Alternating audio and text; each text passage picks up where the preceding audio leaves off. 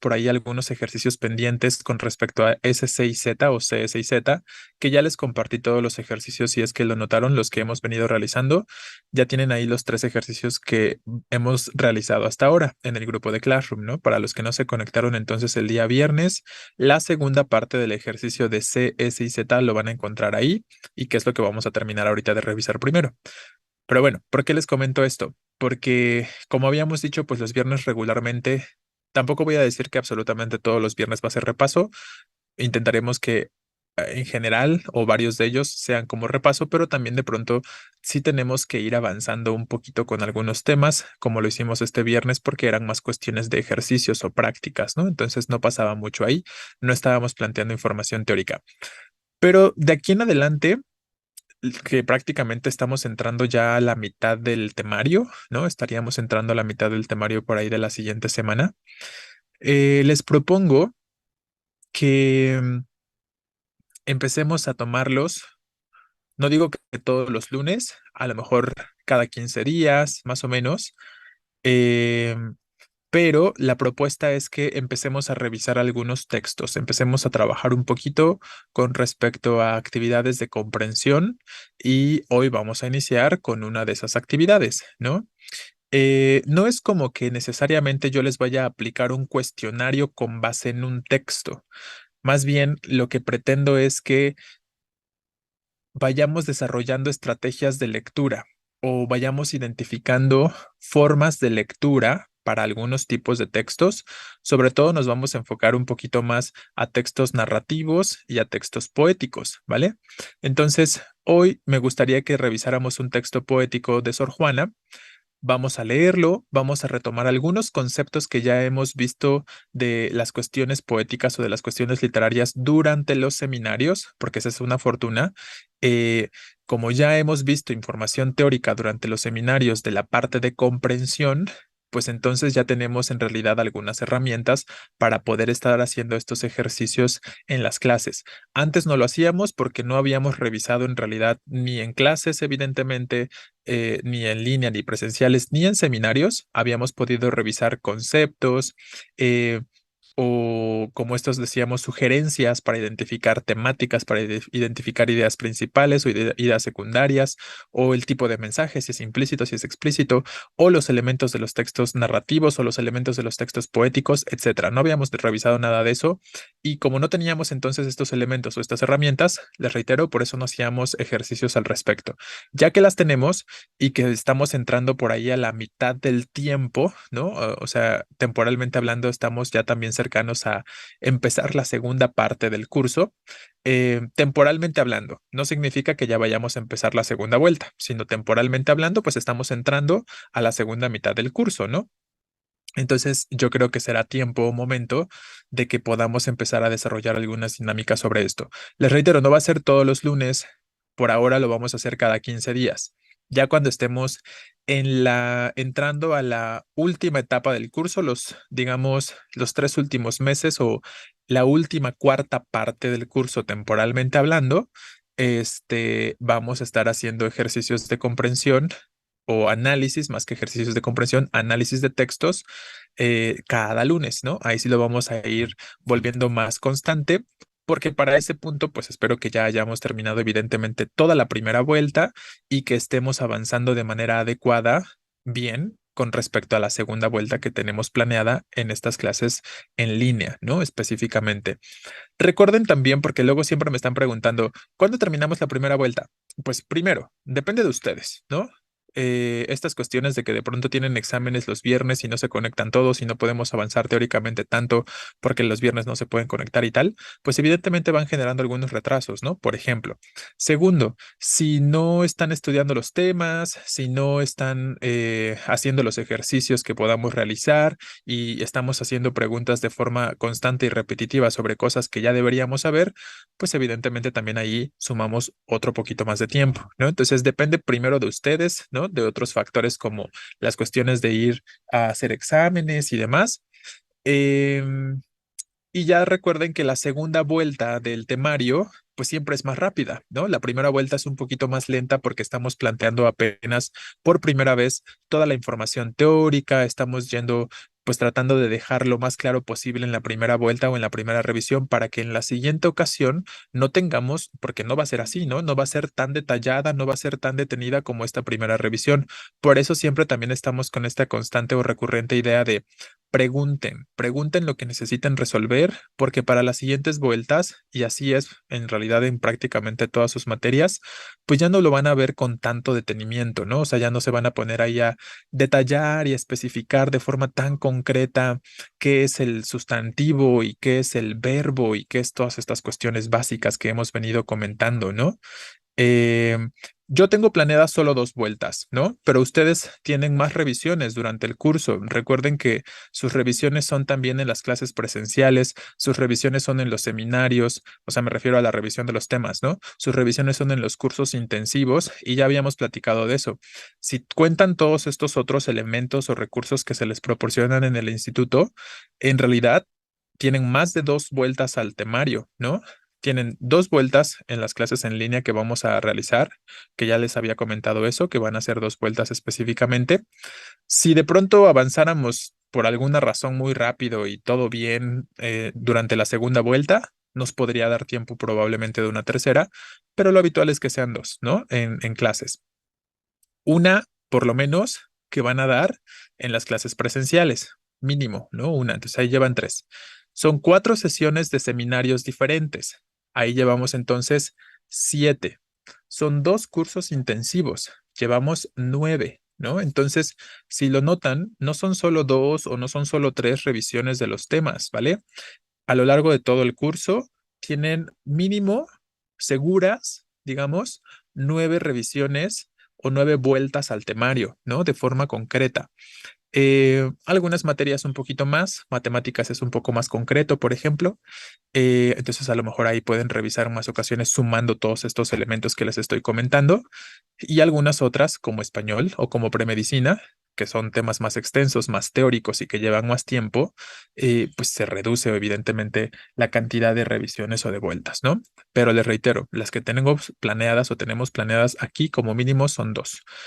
Si la segunda vuelta por alguna razón, porque se pusieron las pilas, porque trabajaron bien y tal, y han estado estudiando, ¿no? Todos los temas que ya hemos revisado y se acuerdan bien de los temas durante la segunda vuelta, seguramente nos daría tiempo de una tercera. Pero, ojo, ¿no? ¿Qué preferimos? ¿Dar 3 vueltas así y a ver que cachen lo que puedan? ¿O dar 2 vueltas donde estamos tratando de dejar todo lo más claro posible desde el principio, todos los conceptos, todos los usos, todas las reglas y más bien en la segunda vuelta retomar algunos de estos aspectos, ¿no? Teóricos, quiero decir. Evidentemente la segunda vuelta sería más orientada a lo práctico. Por eso les digo que no vamos a tener la misma repetición de información, ¿no? Porque ya toda esa información teórica ustedes ya la tienen. ¿Se acuerdan que como les dije que íbamos a trabajar la segunda vuelta? ¿Se acuerdan que les comenté, no? En la primera vuelta no les voy a presentar diapositivas ni nada. Y les dije que íbamos a tener como si estuviéramos en una clase frente al pizarrón. Y en la segunda vuelta, ¿cómo les dije que íbamos a presentar la información? Todo de forma más concreta, mediante diagramas, por ejemplo, ¿no? Sí, diapositivas, pero no diapositivas que nos proporcionen la información así de forma tan puntual, ¿no? Sino de forma muy resumida, con mapas conceptuales, con esquemitas, con diagramas, con este tipo de cosas. Esos van a ser los recursos para la segunda vuelta y no todo el concepto de un párrafo completo, ¿no? O no todo el concepto de 2, 3 párrafos completos. Para eso tienen sus apuntes y para eso tienen incluso las diapositivas que ya les he compartido durante los seminarios. Esas diapositivas son muy detalladas en realidad, ¿no? Entonces ahí ya también tienen bastante información y efectivamente nos vamos a enfocar más a cuestiones prácticas, más a ejercicios y mediante los ejercicios vamos retomando pues los conceptos, ¿no? Aclarando las cositas que a lo mejor pequeñas que no vayan quedando de pronto del todo claras. Y si hiciéramos una tercera vuelta porque nos dio tiempo y trabajamos bien en la segunda, sería totalmente práctica, ¿no? Si hiciéramos una tercera vuelta, ya sería completamente les pongo el ejercicio, ustedes responden, comentamos las respuestas y de ahí vamos sacando ideas que necesitemos ya por último esclarecer sobre las reglas y demás, ¿no? Pero ya no revisamos para nada si hiciéramos la tercera vuelta información teórica, ¿no? Todo sería perfectamente práctico y con la revisión de lo práctico vamos recordando lo teórico, ¿no? Entonces, esa es la cuestión y así es como vamos a estar trabajando. Em, bueno, pero eso se los empecé a comentar porque me preguntaron por aquí cuántas vueltas íbamos a dar al temario, ¿no? Entonces ya les digo, mínimo dos. Bien, ¿no? Así de forma bastante concreta. Máximo tres y la última sería perfectamente práctica, perdón. Creo que detenernos de forma muy puntual en los errores individuales en la primera vuelta está bien. Ya en la segunda vuelta se atienden los temas a nivel grupo y ya no nos detenemos a los errores tan puntuales de algunos compañeros, aunque yo soy de esos que tienen dudas puntuales. Pues sí, justo eso, ¿no? Así como lo estás describiendo, es también como lo tengo planeado y planteado Vázquez, ¿no? Justo esta primera vuelta la vamos a hacer muy concreta, muy clara. Por eso les vuelvo a repetir, ¿no? Hagan sus preguntas ahorita, ¿no? El momento para hacer preguntas y resolver dudas es desde ahora, ¿no? Porque para los siguientes meses y las siguientes revisiones de los temas, pues ya nos vamos quedando con menos tiempo para ver tanta información teórica, ¿no? Y entonces nos vamos, les reitero, concretando más a lo práctico. Entonces, bueno, ya ahí tienen la cuestión para quien preguntaba de las vueltas y tal. Pero volviendo a la dinámica que les estaba planteando sobre las partes de comprensión, que las vamos a estar haciendo por ahora cada 15 días con las herramientas que ya poseen, pero ahorita justo vamos a retomar algunos elementos antes de iniciar o durante la revisión de este texto poético que vamos a plantear en un momentito, ¿no? Entonces, les reitero, aprovechen todas estas sesiones que tengamos de comprensión para que pregunten cosas, ¿no? Para que pregunten cosas, por ejemplo, en cuanto a a qué se refiere con este tipo de pregunta, ¿no? Cuando me dicen infiere o cuando me dicen deduce o cuando me dicen según el texto, ¿qué debería estar pensando o qué debería plantearme por ahí, ¿no? O, perdón, pensando en textos poéticos, em, ¿qué es la voz poética? ¿No? ¿Quién es el destinatario? Este tipo de aspectos que ya hemos comentado durante los seminarios de forma teórica, como ya les he comentado, ¿no? O como ya lo hemos visto, vamos a hacer un pequeño repaso sobre eso, porque me interesa que identifiquen estos elementos ahorita, más allá del análisis, en el textito poético, ¿vale? Entonces, esa va a ser nuestra dinámica de aquí en adelante.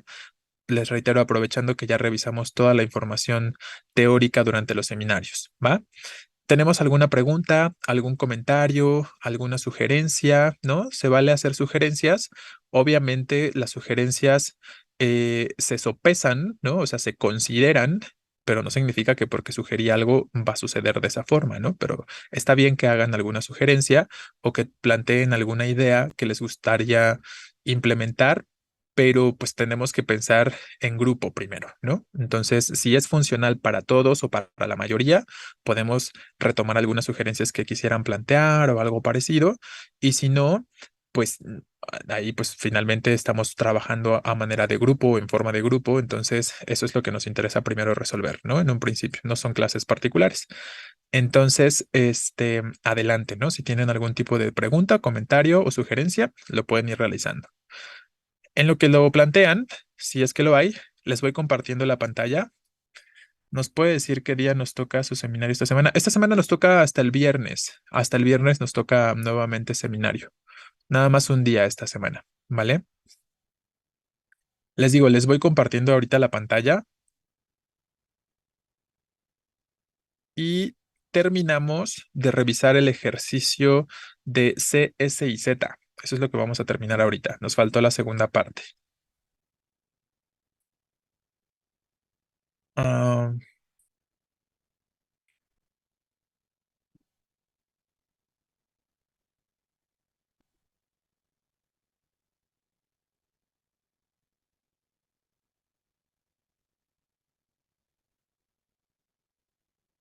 todavía también nos faltaron, creo, algunas oraciones de la primera parte, ¿no? Hasta que creo que nos quedamos hasta las 7, si no me equivoco.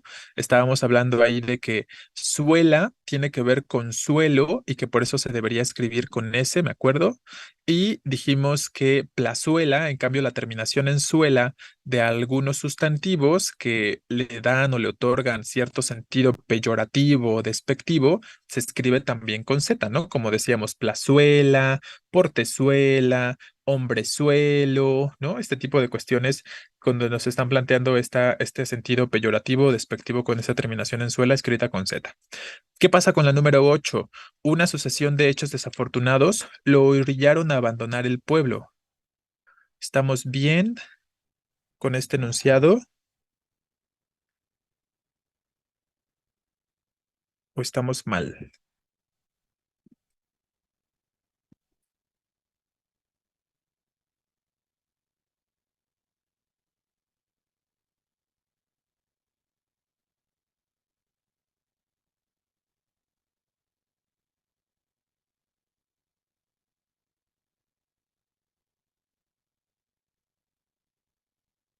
¿Qué pasó? Sí me escuchan, ¿verdad?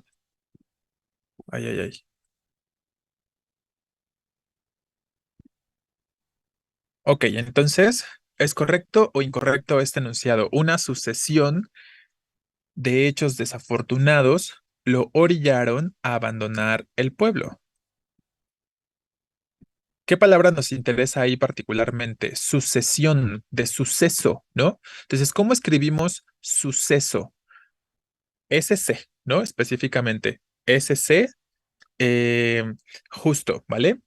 Y al final S otra vez. Entonces, si sucesión se deriva de suceso, seguimos conservando las mismas grafías. Recuerden lo que ya veníamos comentando en las clases anteriores o en las clases previas. Piensen, lo más sencillo es identificar de qué palabra se deriva la que me interesa y que se conserven más o menos las mismas grafías, ¿no? Ya sabemos que hay excepciones. 9. La decisión de divorciarse fue tomada por los dos. ¿Qué pensamos de la 9? ¿Cómo escribimos decidir?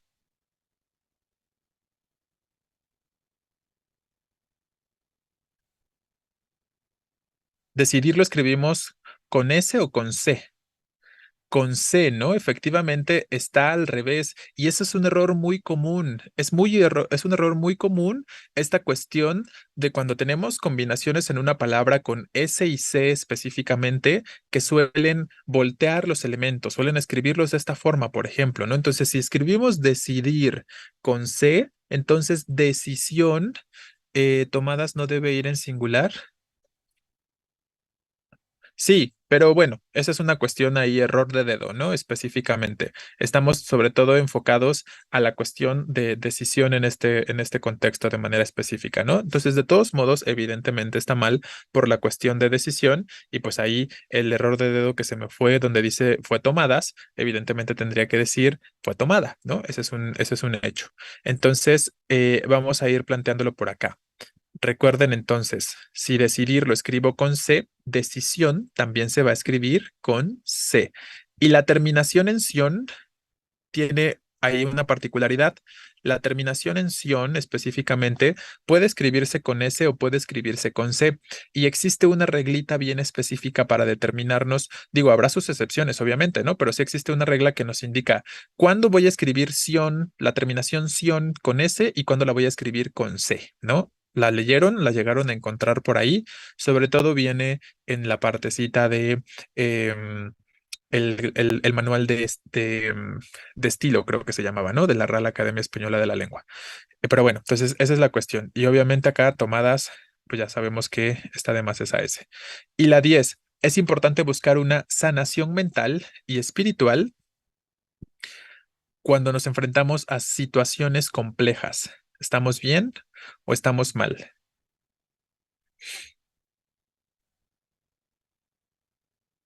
Bien, ¿no? Efectivamente. Entonces, sanación, en ese caso, lo escribimos la terminación ción con C, ¿vale? De sanar, efectivamente. Y sobre todo yo creo que esa podría ser la palabra que de pronto podría representar alguna complejidad, ¿no? De manera específica. Entonces, ahí tenemos, la 8 está bien y la 9 y la 10 están equivocadas, ¿no? Son ejemplos incorrectos. Ah, no, perdón, dijimos que la 9 está bien, ¿verdad? Déjeme le corrijo acá. La 8 y la 10 están bien y la 9 sería incorrecta de estas tres últimas oraciones. Entonces, atentos con esa terminación ción, ¿no? Puede ser con S o puede ser con C, ¿no? Dependerá específicamente de las características de la palabra, por ejemplo, su raíz, cómo se escribe, la forma de la que se deriva, este tipo de aspectos también influyen, ¿no? ¿No lo pudieron entonces ustedes abrir? Me están preguntando por aquí si pude convertir el documento que no abre en Android. No encontraron la forma entonces. Ya no me dijeron nada de si sí lo habían podido hacer, pero al parecer no, ¿no? Varios de ustedes no lo pudieron abrir. Ok, bueno, entonces quedo pendiente de eso, ¿no? Ya que me están comentando que no lo lograron abrir algunos, quedo pendiente de eso. Bueno, voy a borrar esto y vamos revisando la segunda parte. Son cuatro fragmentitos, que ese es otro formato de pregunta, ¿no? Cuando les ponen un fragmentito en el examen y ustedes tienen que completar espacios con ciertas grafías. Aquí obviamente nos vamos a enfocar a las que estamos planteando ahorita, S, C y Z. Em, por ahí a lo mejor algún error se me pudo haber ido en alguna de ellas. Ahorita estoy viendo en el fragmento número 3. Luego de forma inmediata puedo identificar, me parece que un error por ahí. Ahorita vemos, ¿no? Entonces, uno dice, tal vez no estés consciente. ¿Cómo escribimos consciente?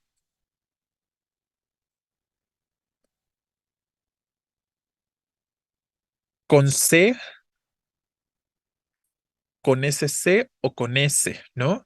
Ojo, consciente, pero hay que leer el contexto, ¿eh? Tal vez no estés consciente de que para conseguir un ascenso, consciente de tener conciencia, se refiere, no de consentir, no de aceptar. Consentir con ese sería como sinónimo de aceptar, ¿no? Efectivamente.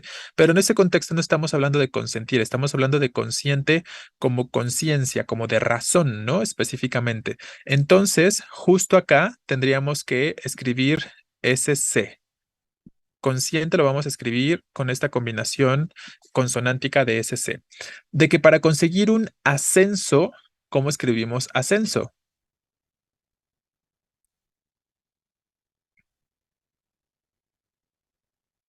Igual, ¿no? La misma combinación SC. Acuérdense, ¿cómo escribimos ascender?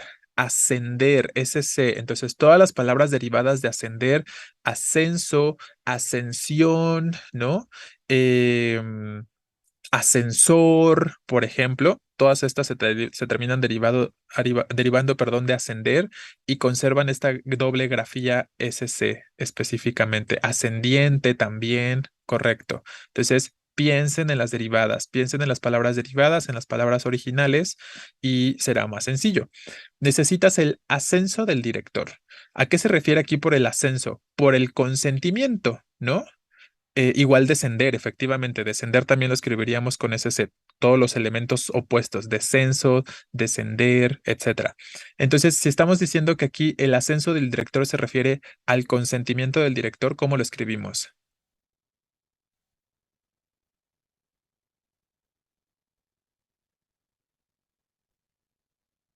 Con ese, ¿no? Si estamos diciendo que consentir con ese, exacto, ¿no?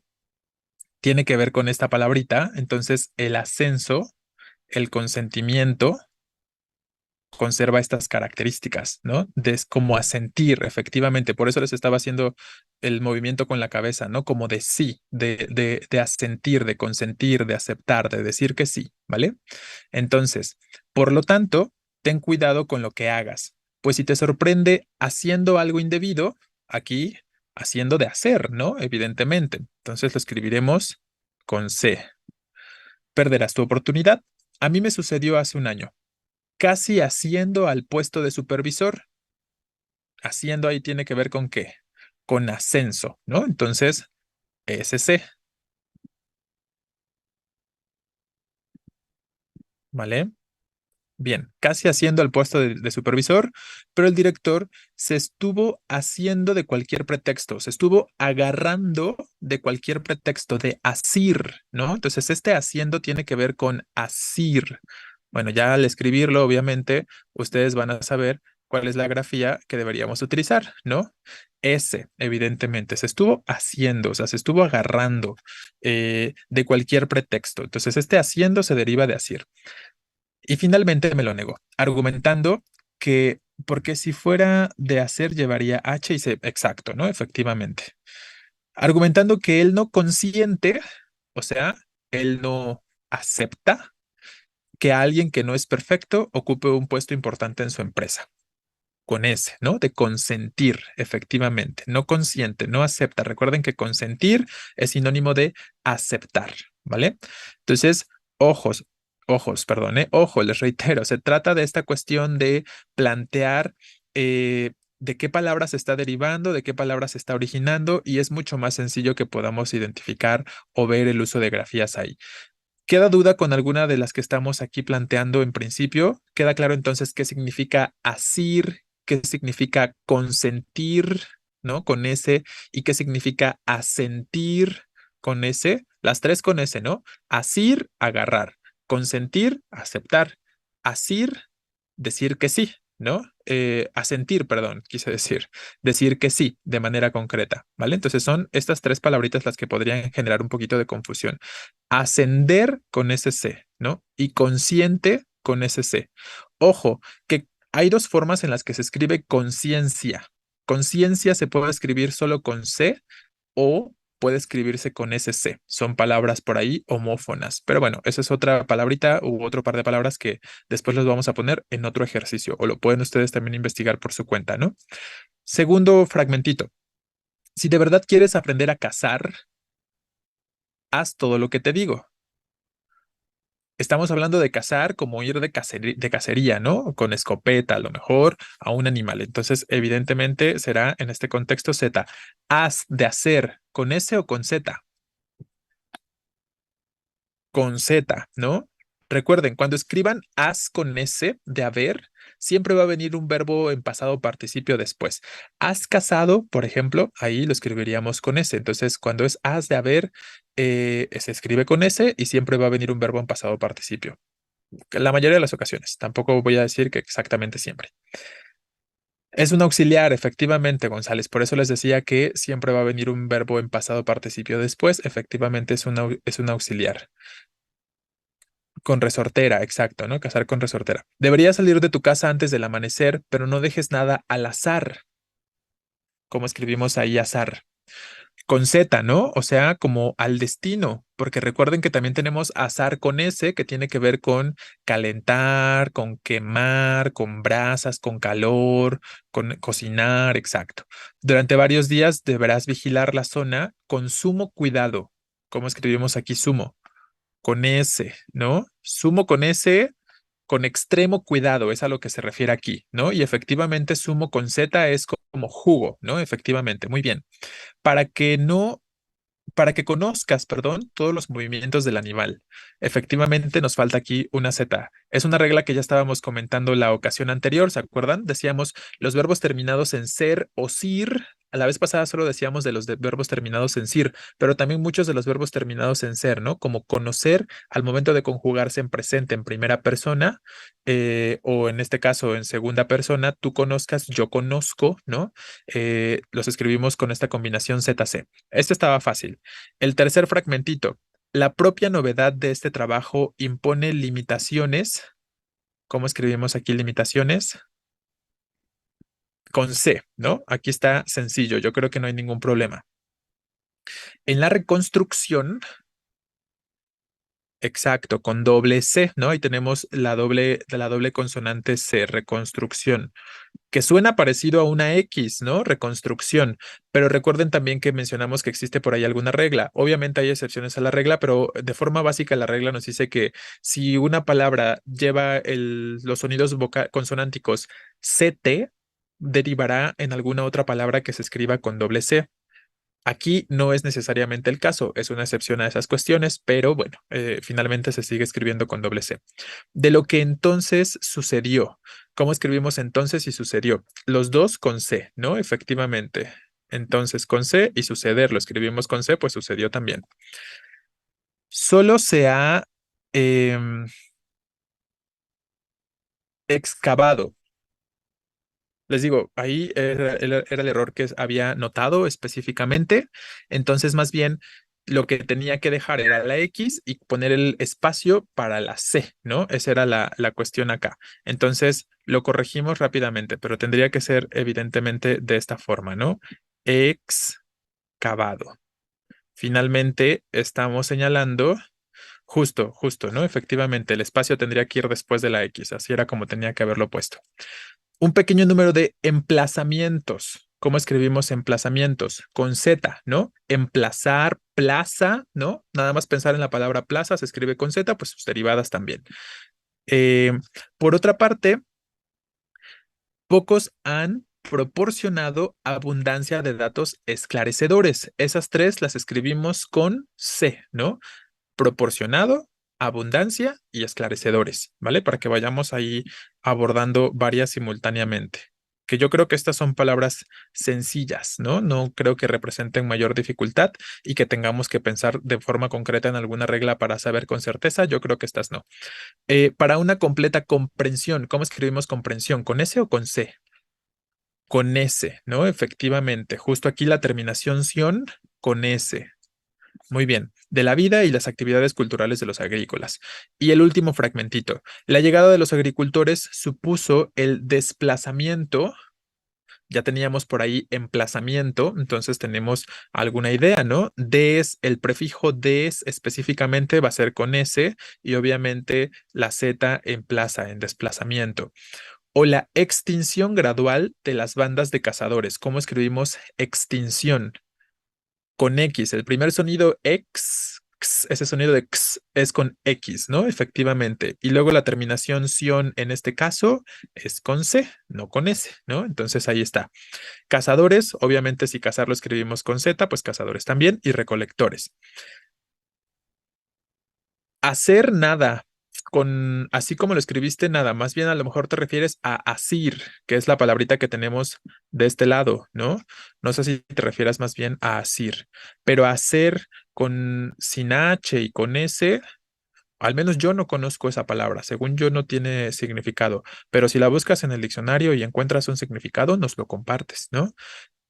Pero no, me parece que no tiene ningún significado así de la forma en la que lo escribiste. No sé si a lo mejor te refieras a asir, ¿no? Que les estaba escribiendo por aquí, que ese asir es agarrar, ¿vale?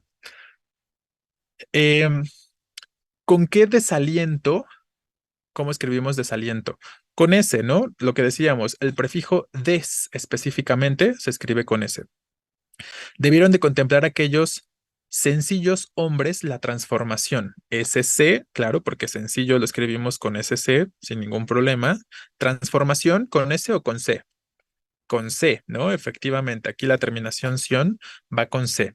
Em, ya vamos a ver esa reglita concreta, la terminación en sion con S y con C, la vamos a revisar ahorita en un momentito más que terminemos este ejercicio para que observen directamente cuál es la cuestión a la que me estoy refiriendo, porque sí existe un aspecto específico para determinar si es con S o es con C la terminación en sion. Ahorita se las muestro. De sus amados valles y colinas. Y con cuánto disgusto, obviamente con S, debieron de mirar a los hombres que querían privarles de su libertad de movimiento a cambio de la seguridad que proporcionaba una granja. S y al final C, ¿no? Muy bien. Bueno, pues ahí ya que tenemos algunos ejercicios donde pudimos representar y ver estos aspectos que les estaba comentando sobre las reglas de uso de la C, de la S, de la Z, yo creo que cuando son individuales no tienen mucha duda, ¿no? Cuando se presenta solita la S, la C o la Z, me parece, puedo notar que la complejidad va sobre todo tal vez cuando son palabras homófonas, ¿no? Palabras homófonas, como en el primer ejercicio que estuvimos revisando ahorita, en el primer fragmento, que no conocemos del todo su significado, como ascender, como asentir, como asir, como consentir, ¿no? Que estas son las que finalmente a lo mejor puedan representar un poquito de complicación. Y de ahí en fuera, a lo mejor esta combinación consonántica de SC, ¿no? ¿Tenemos alguna pregunta o alguna duda con respecto a lo que estamos viendo o terminando de plantear con este ejercicio?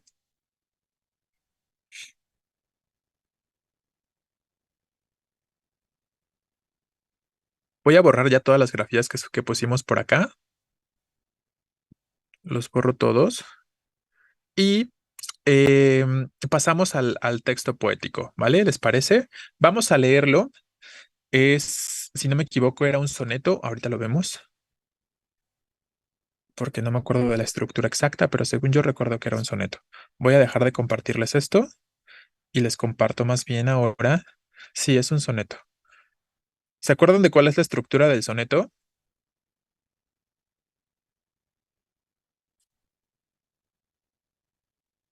Amor empieza por desasosiego, se llama. Es un poema de Sor Juana. Ya ustedes han leído justo un soneto de Sor Juana. Este soneto que nos dice, que nos habla de la ingratitud, ¿no? Y de la paradoja esta de seguir a la persona que no nos ama o buscar a la persona que no nos ama y rechazar a la persona que sí nos ama, ¿no? Esta sería un poquito la cuestión.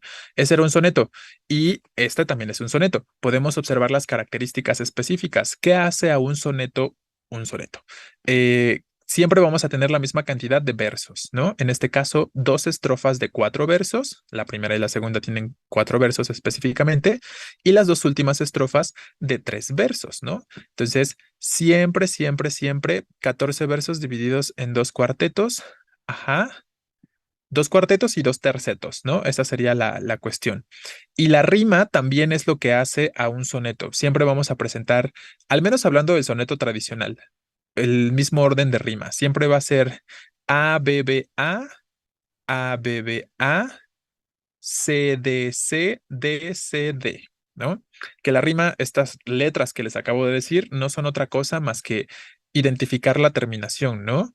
Desasosiego, ego, ¿no?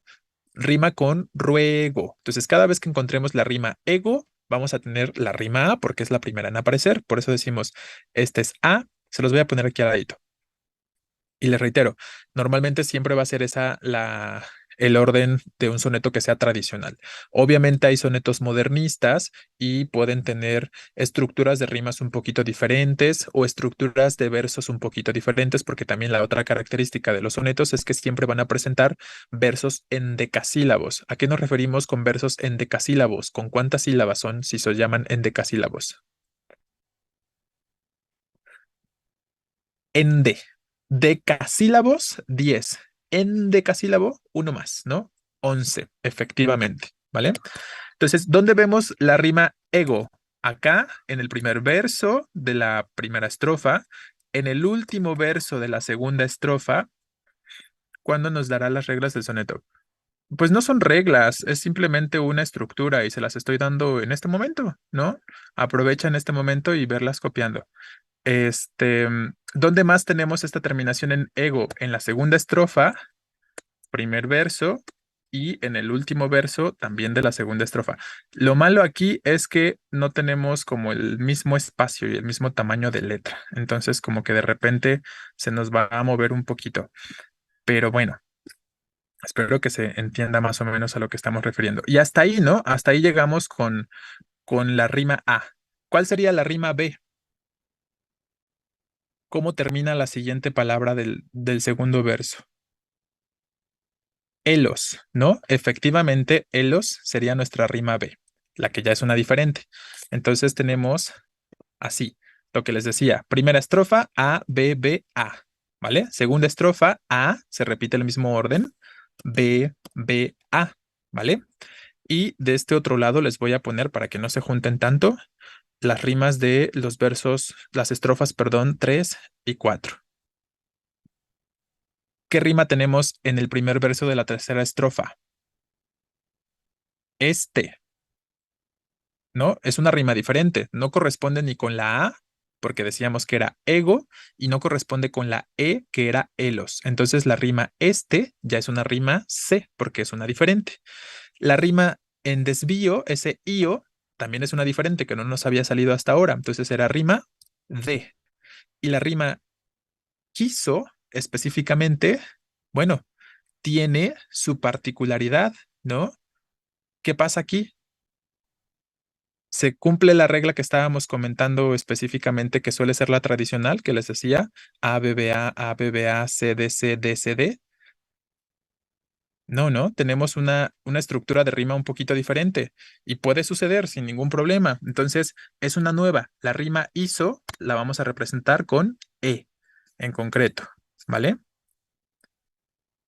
Entonces, esta sería la estructura del verso de la estrofa 3 C, D, E, y de la estrofa, perdón, 4 cueste, C otra vez, ajá, mío, D otra vez y preciso, E otra vez. Entonces, qué bueno que nos encontramos con este ejemplo o con este soneto específicamente, porque aquí pueden observar lo que les estaba comentando hace un momentito. No tenemos una rima que sea la más tradicional o una secuencia de rima que sea la más tradicional en cuanto a la estructura del soneto. Ya les decía, lo habitual que es, los dos primeros estrofas están como seguiría la tradicionalidad, ¿no? O lo tradicional. A, B, B, A, B, B, A. Normalmente las estrofas 3 y 4 serían C, D y luego otra vez C y luego D, C, D, ¿no? No lo tenemos así, pero no pasa absolutamente nada. No significa que porque no estoy siguiendo exactamente esta misma rima, deje de ser un soneto. Sigue teniendo otras de las características que hacen al soneto, ¿no? Lo que decíamos, dos estrofas de 4 versos, dos estrofas de 3 versos. En total, sí, es la que yo les estaba diciendo, ¿no? C, D, C, D, C, D. Esa es como la forma habitual.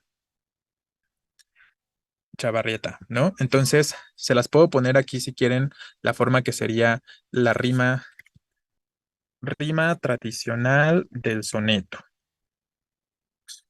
A, B, B, A.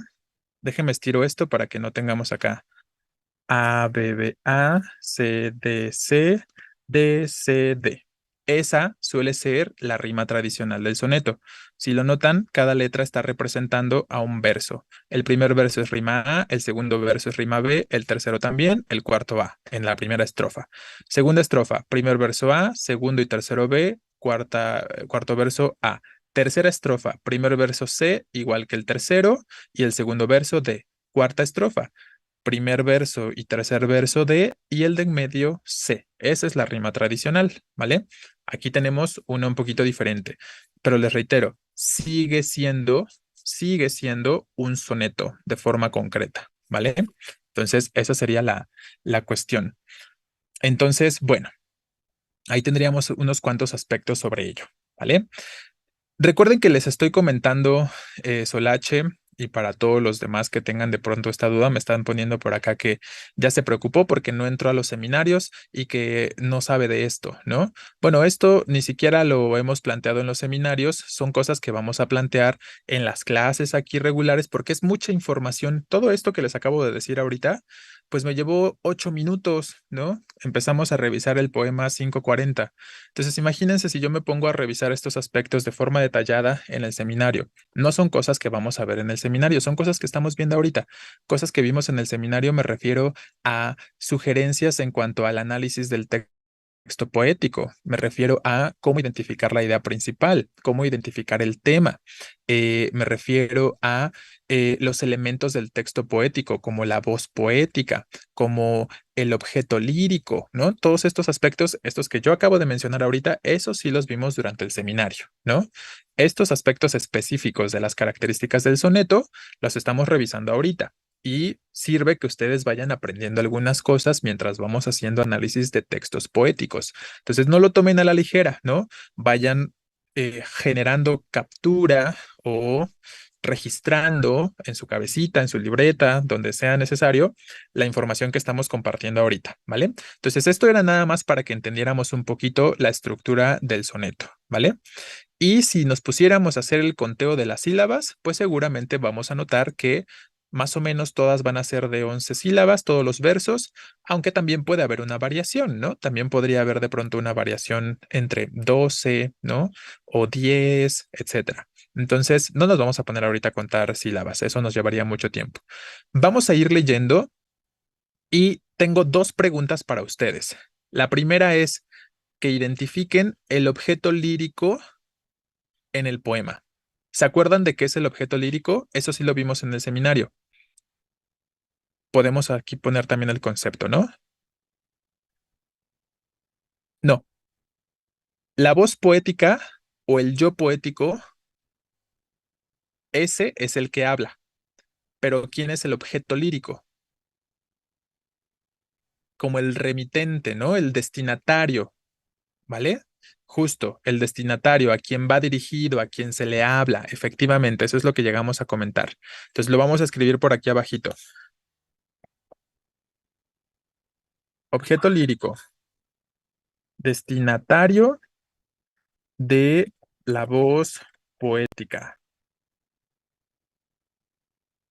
¿A quién se le habla? ¿Vale? Entonces, esta sería la cuestión. Esto es lo primero que me interesa que puedan identificar, porque a veces les preguntan por eso, ¿no? Como en el poema de Sí, ¿se acuerdan? Y lo estábamos comentando en su momento. ¿A quién decíamos que le dirige la voz poética? O sea, ¿cuál es el objeto lírico del poema Sí?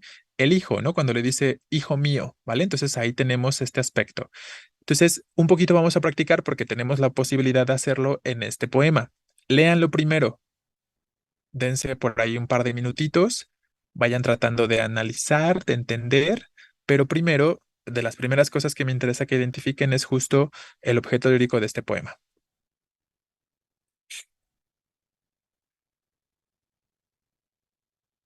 Correcto, ¿no? Los que están escribiendo ya, quién es el objeto lírico, están efectivamente en lo correcto. Podemos identificar aquí entonces a quién se le dirigen las palabras de forma muy evidente.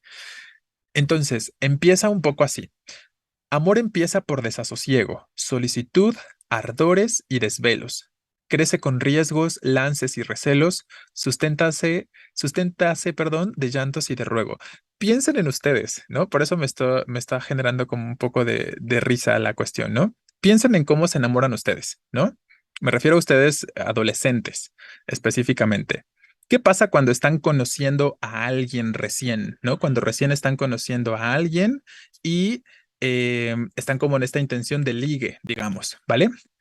Entonces, justo, ¿cómo empieza ese amor? ¿Qué es desasosiego?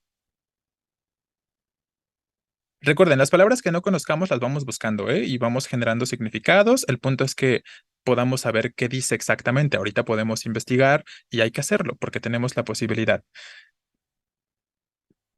Empieza por desasosiego, intranquilidad, exacto, ¿no? Por aquí ya me están diciendo algunos ejemplos o significados. Intranquilidad, exacto, ¿no? Entonces, cuando empieza el amor, cuando empieza a nacer este amor, están inquietitos, ¿no? Están intranquilos. Por aquí ponen pena, también puede generar un poquito como de vergüenza, de pena, efectivamente.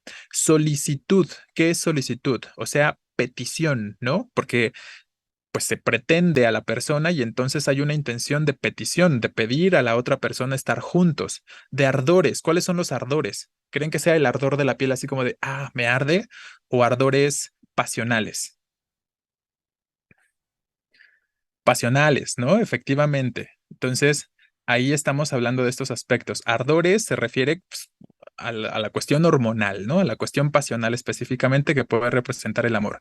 Y desvelos, como cuando están ustedes chateando con la persona que les gusta y están dispuestos a dormirse a las 3 de la mañana hablando tontería y media en lugar de ponerse a estudiar, ¿no? Entonces, ahí estamos empezando con la pretensión, ¿no? Que se está pretendiendo a la persona.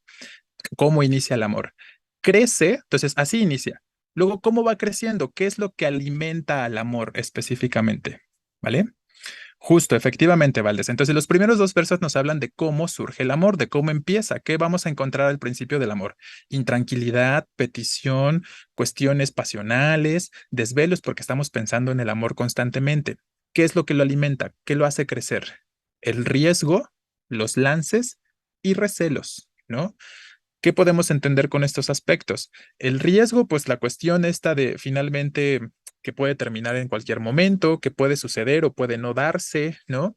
Los lances, que es esta parte de ya ir directo a la cuestión de concretar algo probablemente, y pues los celos, ¿no? Estos recelos se refiere específicamente a la cuestión em, de pronto sentir inseguridad, de pronto sentir ahí como que ya le está sonriendo a la otra chica y a mí no me ha respondido el mensaje en 5 minutos, ¿no? Entonces, todos estos aspectos son los que van alimentando, nos dice, al amor, ¿no? De manera concreta. ¿Y qué lo sustenta? ¿A qué se referirá con sustentarse?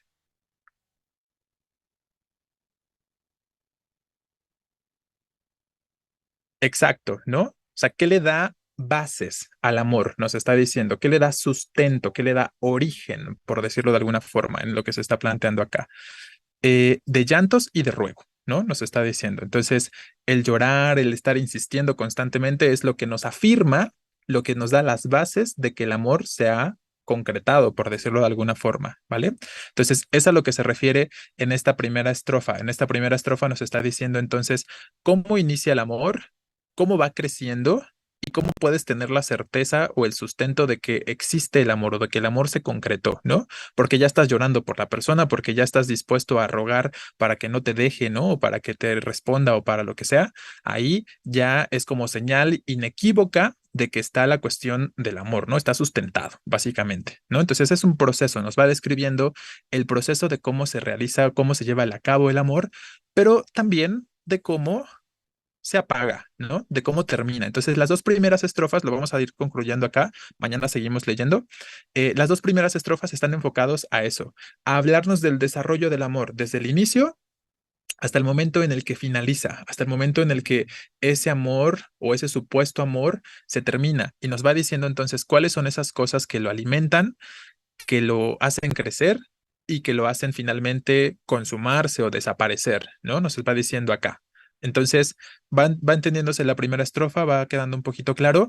Léanlo ustedes por su cuenta, denle un par de leídas y mañana que iniciemos la clase lo vamos comentando un poquito con detenimiento y me van contando, ya con base en esto que acabamos de establecer, que es como este proceso del inicio y la finalización del amor, ¿no? El desarrollo y la finalización me van diciendo más o menos qué es lo que alcanzaron a entender de estas primeras dos estrofas, ¿vale? Y ya después, pues vamos comentando las dos últimas estrofas, ¿va? ¿Tenemos alguna pregunta, alguna duda? Por eso Tito Lucrecio decía que el amor era una enfermedad. No sabía que decía eso Tito Lucrecio sobre el amor, pero pues tiene sentido, ¿no? Tiene sentido de acuerdo a lo que Sor Juana nos está planteando. Entonces, ahí se les queda esto de tareita y lo de pensar en el objeto lírico. Quienes no lo han identificado, identifíquenlo, ¿no? Identifiquen cuál es el objeto lírico y lean el poema para que podamos terminar de platicar de él mañana al principio de la clase. Estudiar medicina para encontrar la cura al amor. Bueno, suerte con eso, ¿no? Que podría ser, ¿no? Probablemente con cuestiones químicas. Ya saben que ahora se considera que el amor es más como un proceso químico. Entonces probablemente podría existir en algún momento una cura para el amor o una poción para el enamoramiento también, ¿no? Puede ser. Entonces, pues nada, chicos, espero que tengan buena tarde.